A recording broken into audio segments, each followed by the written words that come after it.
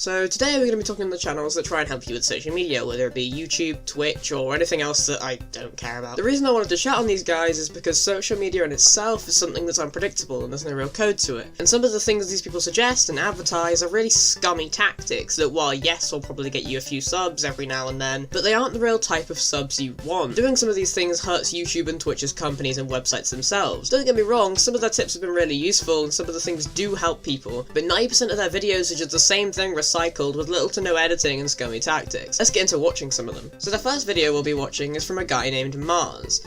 Or Moaz, or however you pronounce his name. I used to quite like his YouTube tutorials and found them pretty helpful until he did them again. First I'm going to be showing you a clip from his 2019 video that he uploaded a few weeks ago, and then I'm going to show you one that he made in about 2018, 2017, somewhere around there, and just have a look at it. Hey guys, what's up? It's Moaz here, and welcome back to another video. So before I even start talking about the content of this video, can we just talk about how much advertisement is on screen? You have an animated banner. Woo, look at you! You don't need to show it off like a new toy. That's something else I hate about these YouTubers. They're always trying to get you to watch more of them and find out more about them. But I don't mean in the way a normal YouTuber does. I'll get onto the length of the descriptions later on in the video because that's not okay either. But they seem to advertise all their social medias, including Facebook. I don't know a single person who actually uses Facebook anymore, partly because they got banned, but less rambling about the advertisement and more on with this guy's video. So about 2 weeks ago, I made a video covering the cheapest ways to start a gaming channel on YouTube, and a lot of you guys seem to enjoy that. So the video he's talking about is on screen, and it's 2 videos ago. This man uploads every week or so. Now I'm sorry, but to put this together requires little to no effort, I know. You haven't got the same background music the majority of your videos as well, meaning that you don't spend that much time finding music. Now before I go any further with that, he does have college and he does seem to take it pretty seriously, so if that's why, then that kind of makes sense. But at the same time, he has over 100,000 subs and is therefore making a living out of this. So what's the point in all these classes? I'm sorry, but if you've got that many sponsorships and that many subscribers, you could probably give up college. But there's one problem with that. Usually people with 100k can sustain themselves because their videos are getting enough revenue for them to live. But despite this guy having 100,000 subs, he still gets about 50,000 views a video,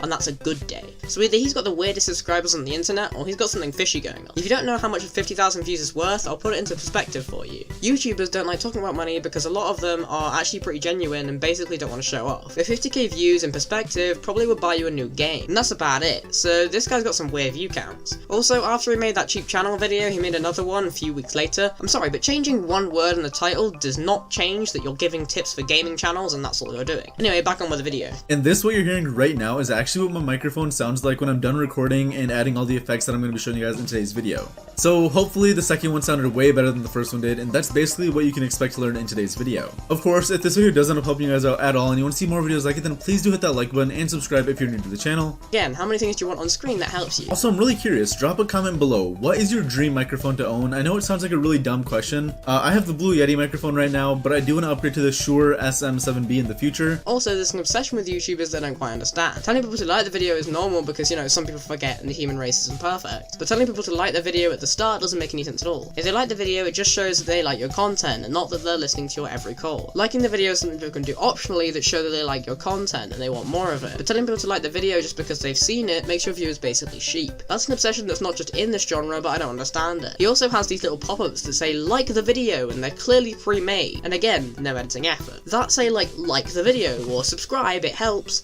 We may be imperfect, we're not blind, deaf, and have a severe case of dementia, or at least most of us don't. It's the equivalent of me going, so guys, can you like the video right now? Come on, do it, you know you want to. And today we're going to talk about, oh, by the way, if you like the video yet, you know, I gotta stay relevant, come on, please push my self-confidence even higher, I need validation. It's not supposed to happen in a video. And once again, another obsession people have, comment questions. Asking your viewers a question usually refers to what kind of content they want you to make, or how their day was going, if you want to get to that kind of level and be that kind of friend for some people. I respond to all my comments because I like to chat with my viewers with questions they have and genuine conversations or criticisms. But asking them a question about their dreams is not only really deprecating for the viewer because you most likely own it, but it's also pretty dumb. I just don't think they care. It's just to get more comments, sorry to break it to you all. However, this isn't the worst I've seen it implemented. Some people get you to comment a specific word at a specific time in the video. That one I don't get at all, because it's not a genuine conversation with your viewers, it's just to show you how many people care. You can't even say it's to check watch time because there's an amazing thing called YouTube Analytics. You know, you can find this kind of stats. Now I'm going to warn you because I'm going to be skipping some of this because not only do I have nothing to say about it, but it's just telling you to download the software and rambling for a while, which I don't care about and you probably don't either. If you want to watch the entire thing, I'll leave a link in the description where you can just go and watch it all if you really want to. He's almost 4 minutes into the video and he's not yet given a single tip to improve mic quality other than to download this software. Now, the software he's talking about I use myself and a lot of YouTubers do, plus it being in the title, but when you go over the old video you'll see why there's no point of him even making this video.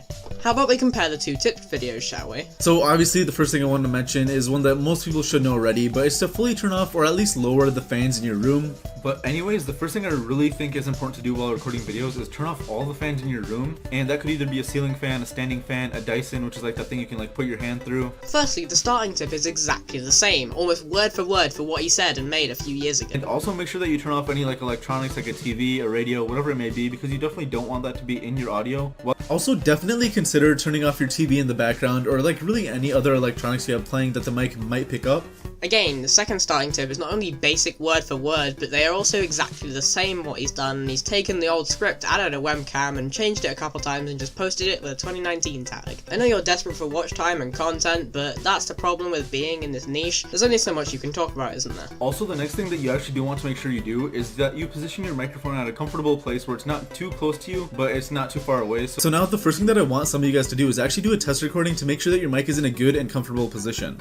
And you'll never guess what? It's the same again. Do I have to bore you with any more? I'll do it. You can see the similarities yourself by clicking them in the description and watching it yourself, but you get the idea. These channels should take their old ideas and remake them, and this isn't the only occasion. But I don't have the time to list them all because, surprisingly, I do have a life. And so, we're going to move on to one more thing before we do another channel, because there's worse than this. The last thing I want to say about these people before we move on is just check their comment sections, on basically all their videos anyway. Not only do they heart all the good comments, which isn't out of the ordinary until you realise how many they've hearted and you wonder how much time they spend doing that, but the ones they've hearted are all really bad. Why are there dislikes on an Audacity tutorial? Your mic has to be really bad for this not to work. I have a $20 mic and it works better with this. 100% Nolly Squad on. But don't have Twitter, so I can't give extra proof, yeah? I'm sorry, but this guy does have shoutouts, notifications, and his comments are all covered with them. You gotta love the commitment through searching all these comments and seeing the nice ones and just hearting them, because it must be such a hard task, considering all the sub for sub comments. I'm dead serious when I say these comment sections are 90% sub for sub advertisement, but they heart all the comments so you don't see it. Next channel we're gonna be talking about is someone by the name of Nick Nimitz. He's got a few 100,000 more than Mars, but says some really dodgy things. This guy doesn't copy old videos as much, but simply has a copy and paste intro. Bottom of it, and we're starting right now. That's just how it is. Ain't waiting on me. What is going on? My name is Nick from tubertools.com. Welcome to another video. If this is your first time here and you want to learn how to grow your channel, make videos, and all types of other YouTube related stuff, start now by subscribing and clicking the bell so you don't miss anything.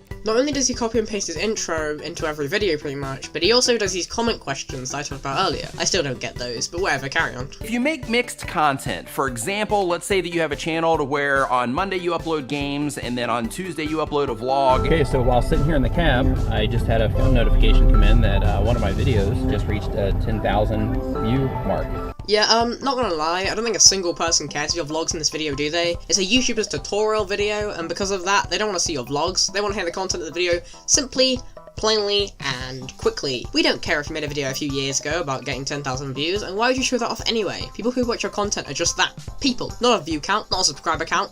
Living, breathing, although some better than others.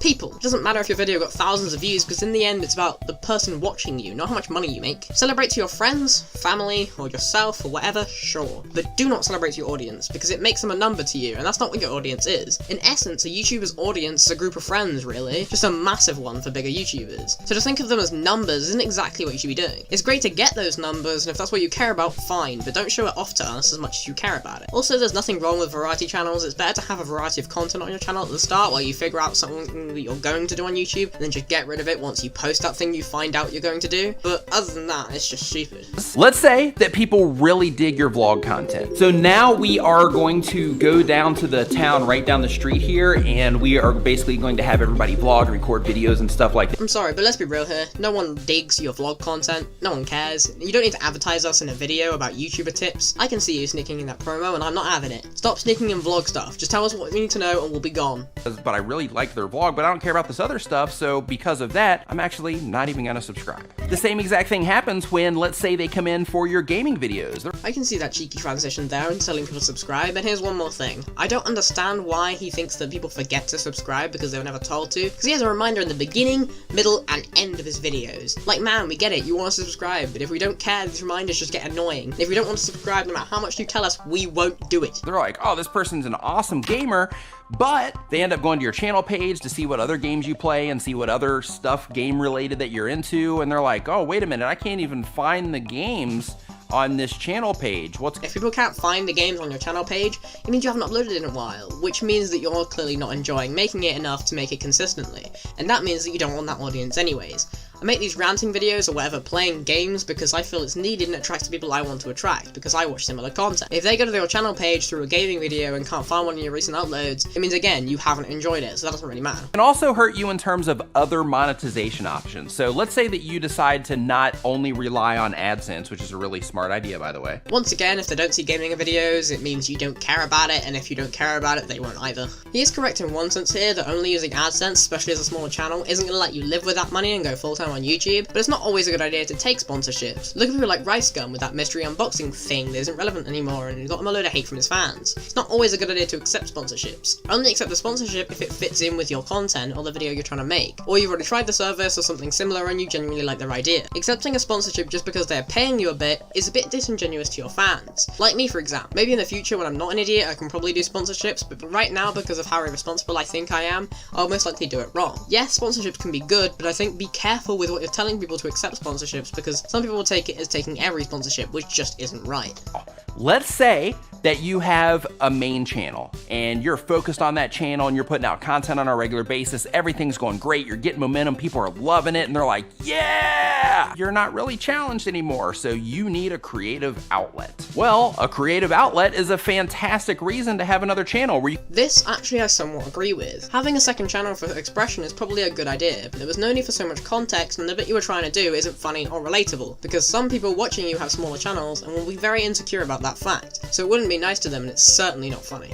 I'm just gonna put up whatever it is that I want here. This one's gonna be a variety channel. I don't really care about all of the algorithm stuff and all. Here's why you shouldn't. Oh, I should have done this red for the shouldn't.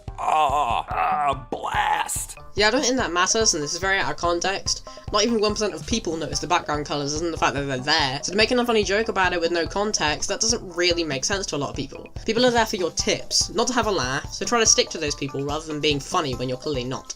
Now there's a link right up here at the top of the video. It's a video that I made about a critical thinking error that a lot of YouTubers have. Pretty much everybody has it. And to learn more about growing your channel, making videos, and all types of other YouTube related stuff, start now by hitting the round subscribe icon so you don't miss anything. There's that reminder that I talked about at the beginning of the video to subscribe, which is fair enough in and of itself. The fact that he mentions the card means he's once again trying to keep his views on his content, despite his content being extremely similar every time. Not exactly the same, but pretty similar. He's tried to do it in two ways as well, because he left a comment saying for you to watch even more. He's given you so many choices, it's honestly stupid how much he tries to promote himself like all these other channels, and the worst thing about this channel specifically is just take a look at the description. I only have to take 3 screenshots to actually get it to read it all. In the description, thousands of lines down, he also has this disclaimer. Some of these links go to one of my websites, and some are affiliate links where I'll earn a small commission if you make a purchase at no additional cost to you. Now I understand that, because you have to do that, but at pretty much the bottom of the description, that's massive, and then to advertise it as a good thing to do, that's a really sneaky way of adding in affiliate links without people really noticing unless they focus. That's all I have to say for this video. Basically, there's nothing wrong with these channels as a concept, but in practice they're done poorly, and I hope that can change. If not, that's fine. Hope you guys have enjoyed, and I'll see you in the next one.